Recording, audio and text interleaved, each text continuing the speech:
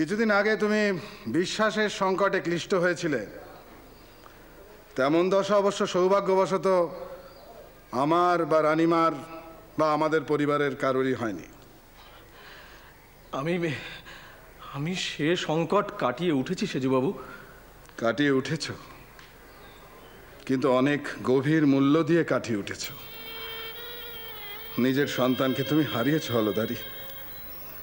সে আমার দুর্ভাগ্য। আমি অনেক ভেবেছি মা কেন এই কঠিন পরীক্ষা তোমাকে দিতে বললেন, এত কঠিন শাস্তি কেন তোমাকে দিলেন। এর কোনো উত্তর আমি পাইনি। অবশ্য পাবো, কারণ আমি বিশ্বাস করি অকারণে তিনি কোনো ঘটনা ঘটান না। তাই আমি বিশ্বাস করি যে এই মন্দিরে মাই আবার ছোট ভট্টাচার্যকে টেনে আনবেন। তুমি মন্দিরে থাকবে তো? কেন থাকবো না, এখানে রাধা গোবিন্দ আছেন। কিন্তু তোমার ভাই ছোট ভট্টাচার্য তো বলে যে কালী সেই কৃষ্ণ। আগে আমি তর্কে যাব না। তোমাকে আমি তর্কে নামাবো না। আপনি মহানুভব, কিন্তু কিন্তু আমার একটি জিজ্ঞাসা আছে সেজুবাবু। বলো। মানে নিতান্তই কৌতূহল আর কি। আচ্ছা, রানীমা কি মন্দির ছেড়ে চলে গেছেন?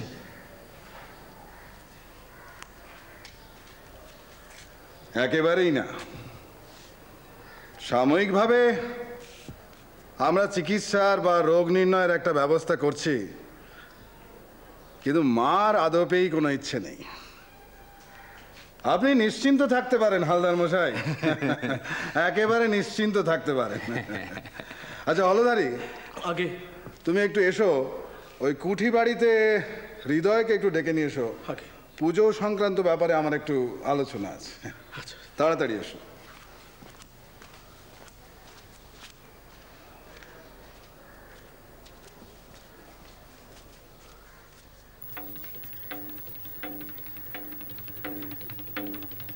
হালদার,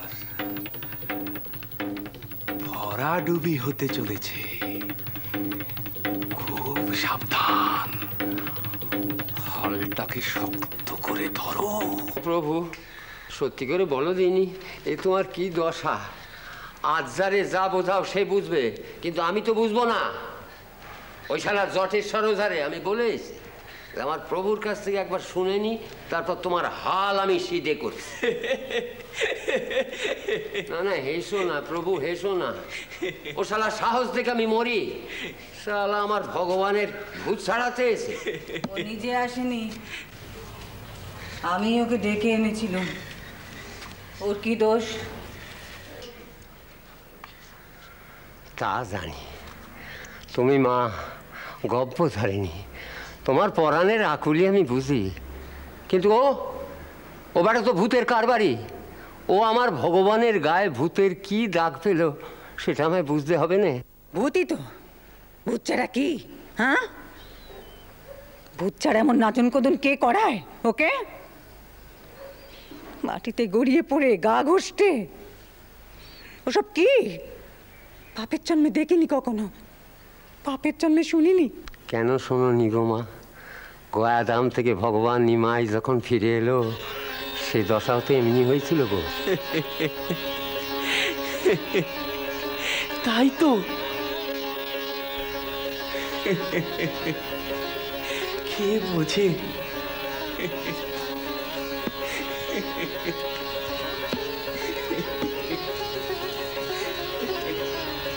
তেমনি পাগল পাড়া ভাব, গা জ্বলে পুড়ে ক্ষয়ে কৃষ্ণ কামনা, একই তো। চুপ করো, চুপ করো শিকারি। এসব কথা নতুন করে তুমি আর ওর কানে তুলো না। এমনিতেই ওকে নিয়ে আমি দিশেহারা, আমার কষ্টের শেষ নেই। আমি কি করি, কোথায় যাই? তাই তো হবে গো মা জননী। আহা, প্রভুর লীলার ডাকে এমনি তো হবার কথা গো। কি ভালো যে লাগে। ভালো লাগে?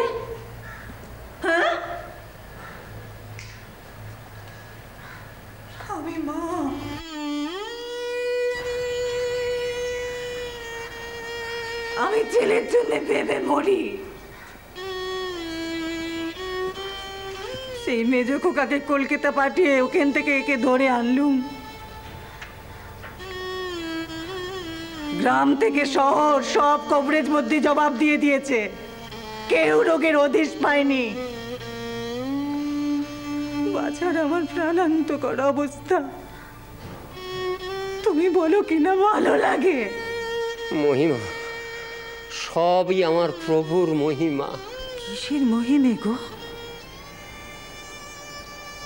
মাকে পুড়িয়ে? সেই কথাই তো বলছিলাম গো মা জননী। এই গয়াধাম থেকে ভগবান নিমাই যখন ফিরে এলো, তার সে দশা দেখে সচী মায়েরও তোমারই বোধ ছিল। এই যে আজ তুমি ভগবানের দরে হতে দিচ্ছ, মন্দিরের পাথরে কপাল ঠুকছো, ওঝা ডেকে এনে ঝাড়ফুঁক করছো, এ তো এমনি দশা ছিল গো।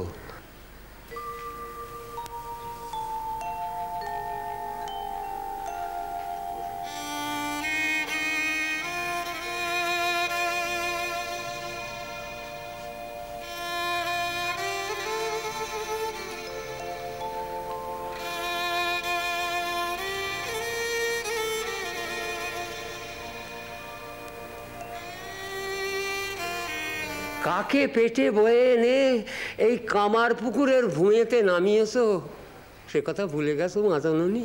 ভুলে গেছো? সেই পূর্ণিগাথার মালা এক এক করে মনে করো।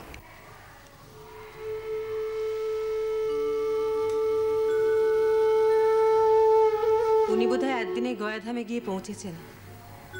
নারীধ্বনি, কি করে বলি বলো? গয়াধাম সে কি এখানে? কত দূরের পথ।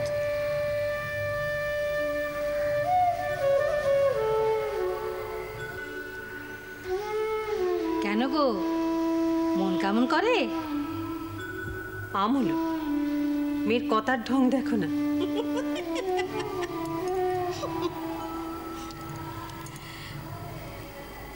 ওগো, অত ধ্যান ট্যান করোনি গো। মানুষটা বিদেশ বুভুয়ে গেছে, পথে ঘাটে ঠক্কর খাবে।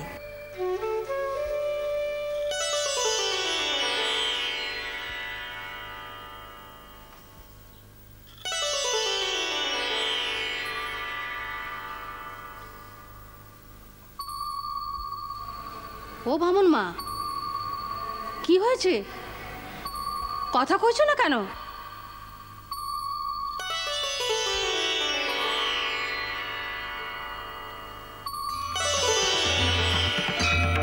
ও বামুন মা, কথা কইছো না কেন?